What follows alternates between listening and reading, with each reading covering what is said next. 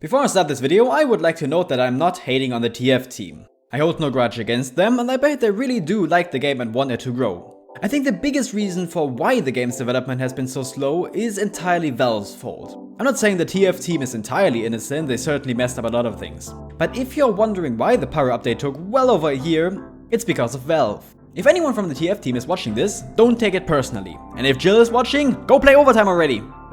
Team Fortress 2 is going to die. All good things must come to an end, whether we like it or not, and TF2 is not an exception.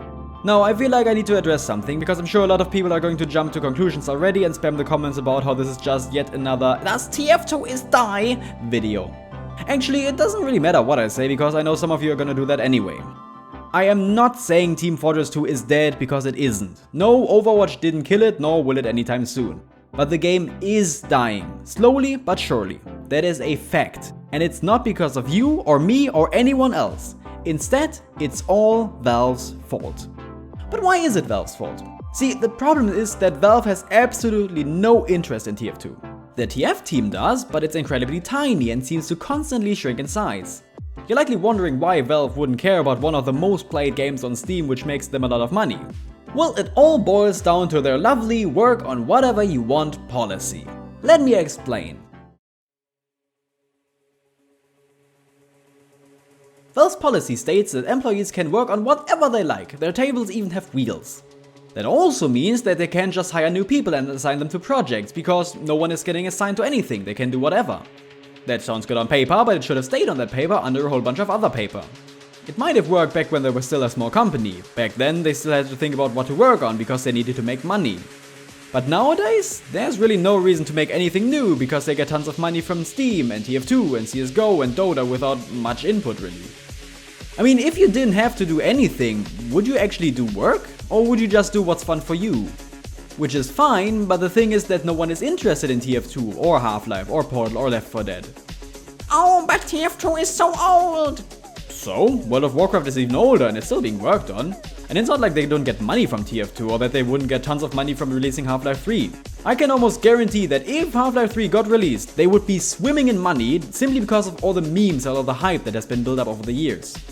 Oh, but they're pioneering VR and have the biggest gaming platform in the world.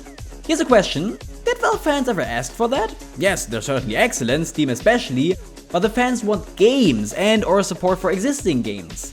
The fans show so much support for Valve by buying their games and keys and cosmetics and so much more, but what do they get in return? Nothing. I think the policy isn't even necessary to make good games.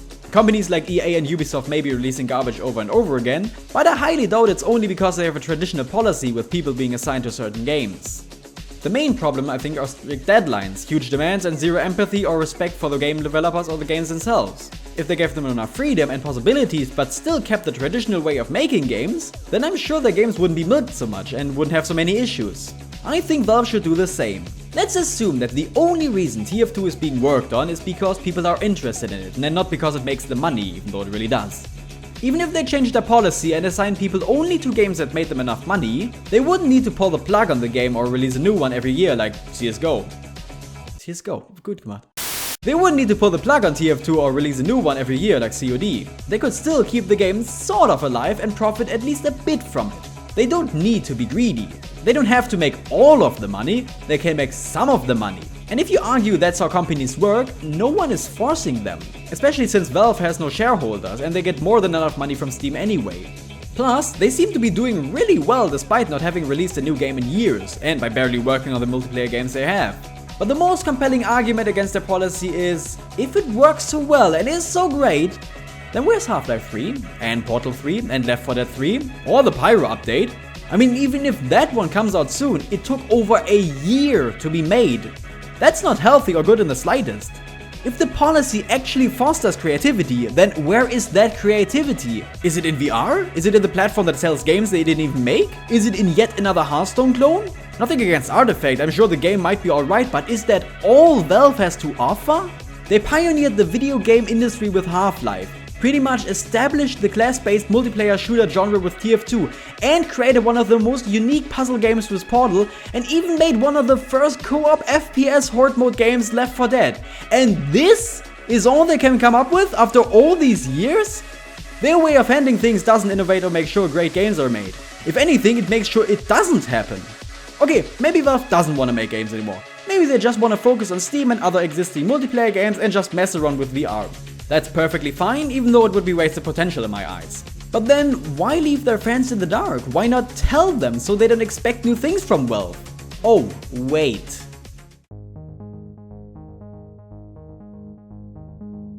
Valve doesn't communicate. Well, they sort of do, but they prefer doing it with leaks. That might have been cute when they were still small, but nowadays, as one of the biggest gaming companies in the world, they have absolutely no excuse not to properly talk to people. Valve chooses not to communicate. If you say they forget, give me a break. A multi-million-dollar company can't allow to just forget to communicate. A small indie company, sure, maybe, but not Valve. They're just being disrespectful towards their fans and customers by leaving them in the dark. Again, they support Valve by buying the stuff they sell, and this is how they're being repaid? By Valve pretending they don't even exist? Valve is just making themselves look bad. Imagine if someone found out that Coca-Cola had an ingredient in it that definitely causes cancer. But instead of fixing it, Coca-Cola just didn't respond for the first few weeks, and then just did a statement along the lines of, oh, we'll look into that. And then, months later, they would finally pull the soda off of the shelves. That would be an absolute disaster and it would make the company look like a joke. But for Valve, it's okay if they don't communicate and act so slowly? Why? It isn't okay and it shouldn't be, not if they're trying to be professional. But we are stupid enough to actually care for what Valve delivers. And why? Because we have no other choice. There just isn't a game like TF2, not even Overwatch, nor a gaming platform like Steam. And that's very dangerous because companies need competition. Otherwise, they can just do whatever they want, even if it's bad, which is exactly what's happening right now.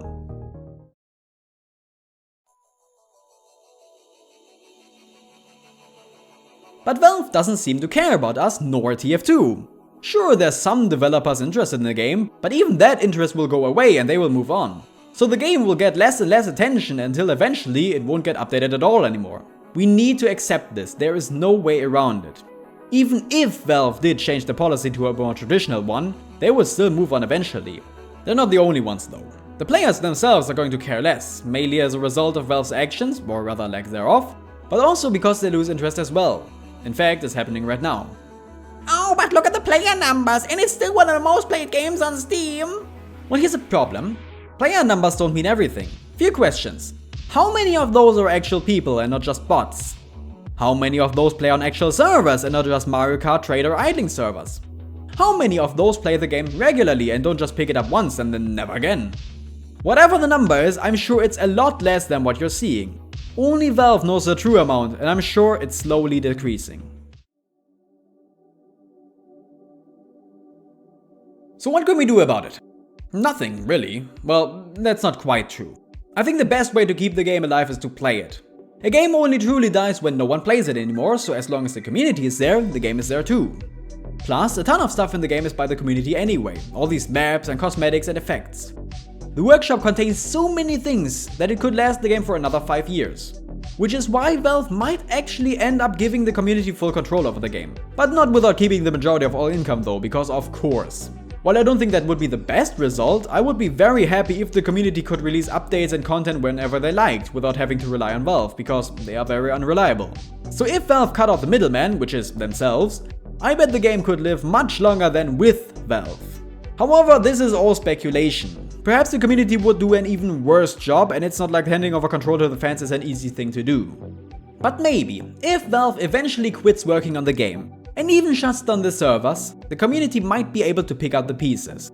I mean, it's worked before. A recent example is Halo Online.